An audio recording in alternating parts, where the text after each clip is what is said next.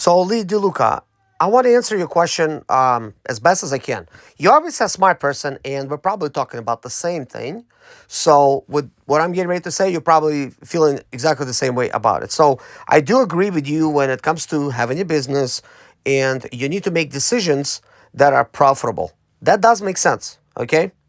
Now, I'm not sure what you're talking about business, whether you mean Uber is a business or you're talking about my other business or whatever.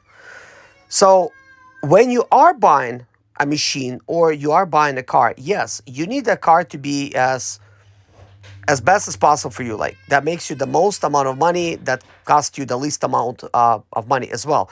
Because as you know, and as everybody knows, that it's not how much you make, it's how much you spend. So yeah, you could be making all money like with that machine, right? But when it breaks down, you spend all the money to fix it. Well, did you make any money really? Like, no. Maybe that machine was, I don't know, energy efficient. And because it was energy efficient, it cost you less than, let's say, like electricity or whatever. But that machine is inefficient when it comes to breaking down. In that case, it costs you more money. So you're saying that my used car and that I own my own home are non sequiturs or whatever that means. So basically, you're saying that my car, used car, and my home has like nothing to do with it. I don't know why you're saying that. Um, I didn't say that it did or didn't, but what I was trying to say about me owning my own home and owning my own used car is that I don't have basically I don't have mortgage or rent. I don't have a car payment. So I don't owe anybody any money. So that is a big deal. So yes, not everybody's going to be in my shoes. This is why I always say use what you got. If you got a car already, go ahead and use that. Don't be trying to run out there thinking that Uber is a business, which it is, and go out there and buy yourself a car based on today's earnings because maybe you just started Uber. Your income's going to be way higher. Maybe you just started Lyft. Your income's going to be way higher than a normal type of driver. Then the algorithm's going to catch up to you in a few months. And before you know it, you're going to realize you're not making as much as you did before because all the bonuses are going to go away that you got in the beginning, like a sign on bonus and stuff like that. So all that stuff is going to be gone. So you just made a huge investment and you bought yourself a brand new car that's probably economical. It's making you good money right now. And you're thinking everything is great because it is the most fuel efficient car. Maybe it wasn't that expensive. If it wasn't, great, good for you. But let's say you went out there and you bought a brand new car and the car is a Tesla. Let's just use that for an example. Let's say, you bought it only for $50,000 and it's a brand new Tesla, even though Teslas are going to be like the dual motors like 60,000, the performance 65, about, I guess 50 would be like the regular type of Tesla, like regular Model 3. So you bought that 50,000 car thinking that your income is going to stay the same as it was when you first started. But it really will not. Not only that, not only that your income is going to drop, but your car is going to accumulate lots of miles because you're going to be using this car as much as you can, so you could make even more money with Uber or Lyft, because that is the whole sole reason why you bought that car. To make sure you got a really nice car for yourself. Make sure you got the most fuel efficient car, which in this case would be a Tesla, and you just charge it up at home. Maybe you live in downtown area and you have like chargers all around, so you could just plug in, go to sleep, wake up, use a Tesla. Maybe take a break in 6-7 hours when you need a charge. Just plug it back up, like next to your house, whatever. Charge it up, and just kind of keep that going. But ultimately, you're going to be putting lots of miles on it. And in a single year, if you drive it every single day because you're thinking this is a business, and I'm assuming that this is a business, what we're doing, because it is. We're 1099, so we're contractors. We're not employees. So this is a business. And at the end of the year, you're going to quickly realize your Tesla now has between 100 and 150,000 miles. And you're going to say, well, I saved all this money because you were charging it cheap, like you weren't like paying all this major bills. You're going to start seeing, like, I don't know, like so much more income. But then you're still going to have that Tesla payment at the end of the month. So you're going to have the Tesla payment, you're going to have the Tesla insurance, plus the cost of charging, which even at home, it's not free. So you're going to be paying anywhere from like $500 to $800 to charge it at home. depending on how often you use the car. So it's not free. So your total expense is probably gonna be like $2,000 when all said and done, between the charging, between the insurance, and everything else. Now you use the car for a year, and the car has 100,000 miles. Let's just say on the low end, you did not use it as much as I do. I would literally have like 150,000 miles on that car probably. Like if I did it like full time. So let's just say it's 100,000. Well, 100,000 miles car, that's considered a used car. Like that's already a high mileage car. That's what I'm trying to say. Like not a used car, but yes, it's used because you used it, but it is considered a high mileage car. Actually, 85,000 miles is considered high mileage. So in that case, your Tesla is no longer worth $50,000. It's probably worth like more like 25. So yeah, you probably was like making payments on it, like $1,000. Like maybe you're throwing $1,000 towards the payment. Like the interest rate is taking some of it. But let's say you paid off $12,000 on the car. So now you owe like 38,000, but the car's only worth like 25. So you're still gonna be like 13,000, 15,000, like in a hole, because you can't really get that money's worth for it. But you might be thinking, well, no, I'm gonna continue using this Tesla, in the future. So it doesn't matter what the mileage it has, because these engines, they last a million miles. I'm sure you've probably seen some that has a million miles. But what you don't realize is how many times they replace the battery. So they probably replace the battery 3, 4 times on that car. Each time you replace the battery, it's $30,000 just for the battery, and then you have to pay somebody to install, and it's a pretty big job because you got to pull the whole floor out and everything. That and the seats get bolted down into the battery, on at least in the Model 3s, Model Ys. So maybe you're not thinking about a Tesla, but use some other car for an example. Like let's say it's a Prius, which is nicely fuel efficient.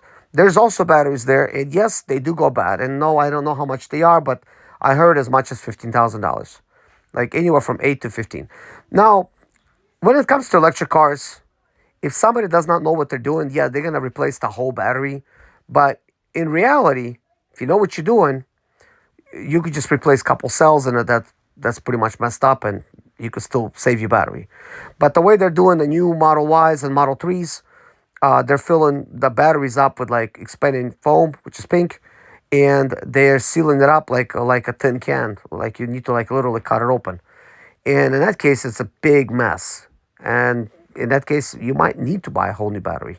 They're probably doing that for a reason, so they could sell more batteries. Tesla has a bunch of plants that have batteries, so it's like, why not sell you the car and keep having you buy batteries from them for the rest of your life or whatever? They'll make lots of money. So I'm trying to basically describe your example of what's considered a tool, except I'm going into the actual details of the tool that we use. And as you say, in the car is no different. That is a tool that you're using. So even though you have the most efficient car right now, in a year from now or in the 2 years from now, it's going to end up biting you down the road. And not only that, you just lost your freedom, because a borrower is a slave to the lender. So now you have to work at Lyft. You have to work at Uber. But one thing that I want to mention before, moving on to the next thing, is that you're making a decision of buying a Tesla, or maybe buying, like a nice hybrid vehicle. You're making a decision based on the earnings of today. Maybe you already, a solid drive. Maybe you've been working 6 months. Maybe like things already stabilized for you. And you're thinking, well, it makes sense to have a hybrid. And a hybrid would make sense. But now you're still going to deal with the mileage. You're still going to deal with all the same issues that I talked about. You're still going to have to deal with them because you're buying a new car.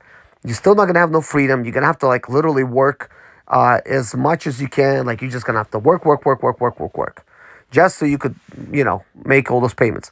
Not only that, because like what I was telling you of the high mileage, why is it important? 100,000 miles. You will not have warranty at 100,000 miles, because you don't have no warranty now. Now you still got a car payment. You still got a very expensive insurance payment, because you have to have dual coverage insurance. And for doing Uber, you might even have to upgrade to commercial.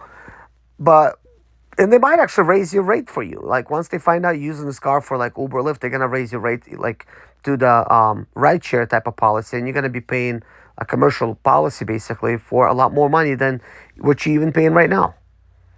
And you will not like having no other choice besides switch companies, and you're gonna be faced with literally exactly the same thing. And with that being said, if your car does break down after 1 year, that's it. You're responsible for buying all those parts and fixing everything, and that's gonna cost you. And there's no way about it. And I don't know why you're thinking that by me buying a used car somehow is a problematic. Because what? Like it's not that fuel efficient because it's a BMW and because they're not known for great reliability. I mean, I will agree with you on that. They're not known for great reliability, but certain BMWs are as reliable as Toyota engines. And the BMW that I have, it's one of those cars. There's more reliable ones out there, some of the newer generations of basically new innovations of my engine that they call slightly differently, but they're even more expensive. So my car has depreciated so much, and now it has like 200, like close to 42,000 miles on it, like 242,000 or something. And I bought it with 193. So I put basically, let's just say 50,000 miles in the car. I got my money's worth. I don't have to be thinking about no depreciation. My car has done depreciated. Somebody else depreciated it for me. And while every situation is different, you could you could take a play from my book and you could say, you know what? Let me just get this used car over here. Maybe this guy knows what he's talking about. After all, that's what he did with his Mercedes Sprinter vans that used to break down and the people didn't like miles on them, fixing them and stuff, and end up buying a home for cash and everything else. Maybe he knows what he's talking about. Because after all, I used the shitty income that everybody thought was shitty the whole entire time. Everybody complained. Expedite, they're complaining. They're complaining about trucking industry. In trucking, it's like right now, owner operators can't make no money. The only time you could make money is if you're a company driver. They're complaining about driving Ubers and stuff. Well, guess what? A buddy of mine recently tried Uber in his Tesla. They own a Tesla. He tried it in the Tesla. He was making like $150 a day, sometimes 100. He's like, I don't know how you're making all this money. And I was renting a Tesla at the time, and I was making 300. And he was like, "How are you making 300?" That was in the summertime. Now the prices have dropped somewhat. Um, he said, "Well, this is not for me. I want to go into trucking." Guess what? He went into trucking. He's working for Walmart right now, and guess what he's making right now as a truck driver. Of course, starting out, his pay maybe could be raised, but he's literally making $300 a day. $300 a day. That's what he's making as a company driver. Yes, he's putting miles on a company truck. He had to get a CDL. He does not have any obligations. He does not have no car, no truck payment, no insurance. But still, he's only making $300. And guess what? He's on the road somewhere in some other state. It's not like he could like go home at the end of the night to his wife, which he does have a wife, no kids, but he does have a wife. I, on the other hand, I'm always accused of being away from my family. It's like maybe you heard some noise earlier. My kids are over here playing, and I'm at night. I'm spending Monday home with them. Tuesday I'm gonna spend home with them, and I'm home like literally every single day, and I choose to work at night. I literally Here's how I do it. Monday through Friday, my kids come home from school like at 3 o'clock. They come home. I see my kids, I hug my kids, I kiss my kids. We play some games together sometimes. We go outside, we do some things together. And then 5, 6 o'clock hits. I'm like, okay, I'm gonna go to work. So I then go to work and I work all day, all night, and I come home usually right around like 4, 5, 6 a.m. And they go to school at 6 in the morning. So while they're in school, I'm sleeping it off. I'm sleeping from like 6 till like 2 o'clock or something. That's just to give you the basis. And there's my little daughter. She's coming to see me. So I wake up, my kids come back from school. That works out brilliantly for me. Maybe it's not gonna work out for somebody else, but it works out for me because I sleep when my kids are at school. I wake up, they come back from school, we do some stuff together. They get ready to whatever, wind down and start, playing maybe video games, doing the homework, and I go to work. Simple as that. Now, I could also choose not to go, which is completely my choice. I choose to work because I like to be able to buy things for my kids, my family, and this is why I do it. And today we just came back. It's we went a pre Valentine's Day celebration. I spent over $400 just buying anything my kids want. Boom, boom, boom, boom, boom. Restaurant, the whole 9 yards. We're like, and I could do that. It's to me that's affordable. That's like on a bad day, I'm making $200 a day. So that's like 2 days of work. So it's like who cares? I'm working. I enjoy driving. I literally this is why I pick the cars that I pick. I drive because I like to drive. I like to drive cars that are fast, that are fun, that handle really well. No, I'm not on a racetrack, but these cars are more interesting to drive. This is why you go out there and you get yourself a Mercedes, BMW, Audi. You know, they're more expensive, like, 60, 80, $100,000 cars. This is why you go out there and you get yourself a Bentley. Are you going to be taken out to a track every day? Like, no. Even like a Lamborghini. Like, you're not going to be like taking it on a track. You're just going to drive around like a normal person, but you're going to enjoy it because it's enjoyable. And it's hard to explain to somebody that's only thinking about saving money. Life is not only about saving money. If you can cut all your expenses down as much as possible, then you make Uber income, boom, you're going to live a really good life. You'll be able to afford anything for your kids, for yourself, for your wife. You'll be able to take vacations when you want to because you're not tied down to some job. And no, I do not agree with getting some minimum wage job somewhere. Here's why. Maybe minimum wage job allows me to do overtime. Okay. Some places now are $15 an hour, some states, not our state. North Carolina, it's not $15 minimum wage. In minimum wage in North Carolina is like still like 750. Some places are already paying $15, but it's not considered minimum wage. But anyways, let's assume I'm gonna go there and I'm gonna work for like $10 an hour, $15 an hour even. And of course I would not go work for like nine. Maybe I would go work at like Amazon warehouse if I was gonna work anywhere. There's overtime available. Okay, I'm gonna work all the overtime. But guess what? Do you need to commute to work? Some people that I'm thinking like they live pretty far from Amazon, like 30 minutes away, 40 minutes away, sometimes 1 hour. There's one lady coming to work 1 hour, and they're taking Ubers. How much does Uber ride cost to go to Amazon every single day? Just think about that, or to a job. We take people all day that go to regular jobs in an Uber. And I'm asking a lot of times, I'm like, dang, like they don't have some amazing job that pays so much money to basically pay for their Ubers every day. But maybe they can't afford a car or whatever. So if they're at those jobs, why won't they buy their own car? Why can't they drive themselves? But that's really not the point I'm trying to make. Now, let's say they are working overtime. Let's say they are driving their own car. You know, they still have a car expense. Maybe it's a car payment. Maybe it's car service or maintenance. And they're still putting miles on the car. Either way, normal people drive about 14 to 20,000 miles a year on a car. So yeah, when they got a 5-year loan, that's going to work out just fine. At 5 years, warranty expires, or 5 years passes, warranty expires anyways. So most cars are like that. And that's still not what I'm trying to say. So basically, when they work at that job and they're making all that money, think about this. What is their expense greater than the car, greater than their insurance and everything else? The biggest expense they got is they cannot write that money off on taxes. They need to pay the taxes in, so taxes like right away because they're a W-2 employee. A W-2 employee pays taxes from each paycheck. Not only that, they gotta wait. They gotta work 2 weeks and they get paid on the third week. That's how normal jobs work. Uber allows you to cash out that same day. Lyft allows you to cash out that same day. You got a bill due? Boom, make the money, cash out. No problem. With a regular job, let's say you make $50,000. Like, okay, you made 50,000. Good for you. You're maybe above average, or maybe you're average at that time. You know, what are you gonna write off? Yeah, maybe you keep track of all your miles. You're commuting to work, but at the same time, you're not a business. A business gets to deduct. Corporations, they get to deduct everything.